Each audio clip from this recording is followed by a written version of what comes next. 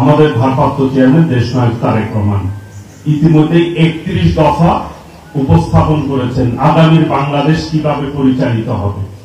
সেই ক্ষেত্রেও উনি প্রাথমিক শিক্ষাকে সবচাইতে গুরুত্ব দিয়েছেন এবং আগামী বাংলাদেশে যদি আল্লাহ রহমতে আপনাদের দোয়া একটি নির্বাচনের মধ্য দিয়ে যদি আমরা রাষ্ট্র ক্ষমতা বা রাষ্ট্র পরিচালনার দায়িত্ব পাই, দায়িত্ব দেওয়ার মালিক কিন্তু আপনারা এখানে যারা উপস্থিত হয়েছেন, তারা যদি ভোট না দেন তাহলে কিন্তু আমরা সেই দায়িত্বটি পাব না, এটাই স্বাভাবিক।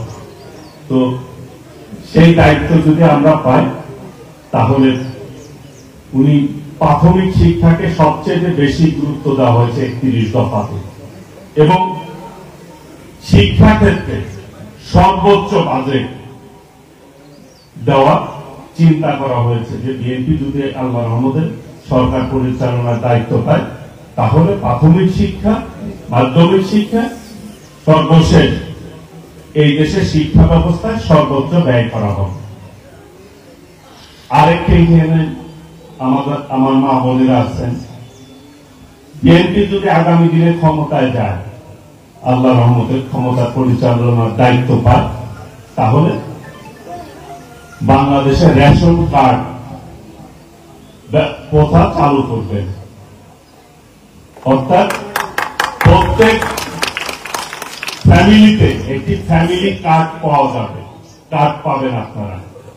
সেই কার্ডটি থাকবে ওই ফ্যামিলি নারী সদস্যর নামে থাকবে, যাতে করে নারীদের সুরক্ষা থাকে এই সমাজে।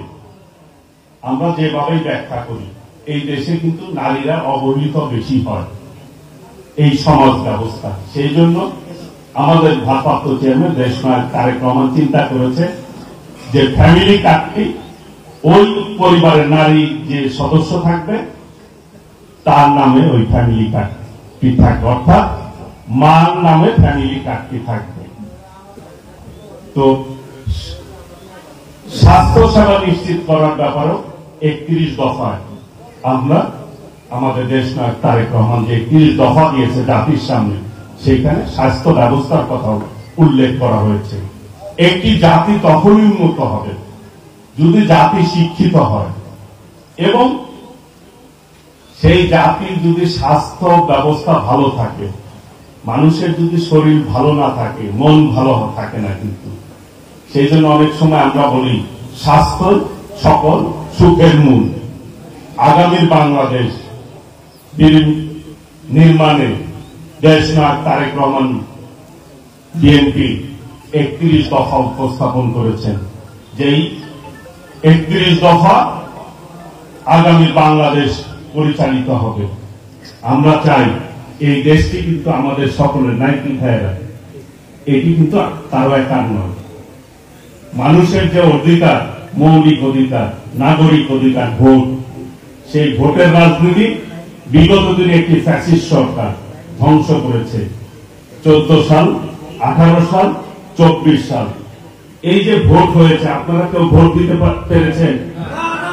কেউ কিন্তু সঠিকভাবে তার নাগরিক অধিকার প্রয়োগ করতে পারে নাই। মানুষ চায় তার পছন্দ মতো সরকার তিনি গঠন করার ক্ষেত্রে তার ভোট সেটি তিনি প্রয়োগ করবেন এবং তার ভোটের মধ্য দিয়ে একটি ভালো সরকার, জনগণের সরকার প্রতিষ্ঠিত হোক। এটি কিন্তু মানুষের চাওয়া, নাকি? এই চাওয়া ব্যত্যয় ঘটিয়েছে কে? ফ্যাসিস্ট সরকার হাসিনা, খুনি শেখ হাসিনা। এই ক্ষমতা থাকার জন্য তিনি যত অপকর্ম সব করেছেন। মানুষকে গুম করেছেন, খুন করেছেন, হত্যা করেছেন, জেলে নির্যাতন করেছেন। এই যে আমার ভাই সাবেক উপমন্ত্রী আব্দুল সালাম পিন্টু প্রায় 17 বছর পর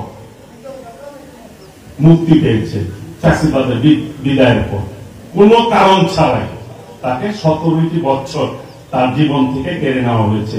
আমাদের নেত্রী, দেশ নেত্রী বেগম খালেদা জিয়াকে বিনা কারণে তাকে জেলে দেওয়া হয়েছিল। কাজেই এইরকম বাংলাদেশ কিন্তু আমরা চাই না। আমরা চাই সকলে মিলে সৌহার্দ্যপূর্ণ ভাবে এবং সহমর্মিতা ভাবে ভাই ভাই হিসাবে আমরা পথ চলতে চাই। পৃথিবীর মধ্যে সবচেয়ে ভালো মনের মানুষ কিন্তু বাংলাদেশের মানুষ। বাংলাদেশের মানুষকে যদি সঠিকভাবে পরিচালনা করা হয় তাহলে এই দেশটি সবার আগে উন্নতি লাভ করবে, এটি আমাদের আত্মবিশ্বাস। কারণ বাংলাদেশের মানুষের মধ্যে দেশপ্রেম রয়েছে। শহীদ রাষ্ট্রপতি জিয়াউর রহমানের স্বাধীনতার ঘোষণার মধ্য দিয়ে এই বাংলাদেশটি পেয়েছি আমরা। সেই বাংলাদেশে আর যাতে কোনোভাবেই কোন ধরনের স্বৈরাচারের আবির্ভাব না ঘটে, আর যাতে করে কোন খুনি চক্রের আবির্ভাব না ঘটে, সেই ব্যাপারে আমাদেরকে ঐক্যবদ্ধ থাকতে হবে। আগামীর বাংলাদেশ হবে গণতন্ত্রের বাংলাদেশ, সুখী সমৃদ্ধের বাংলাদেশ।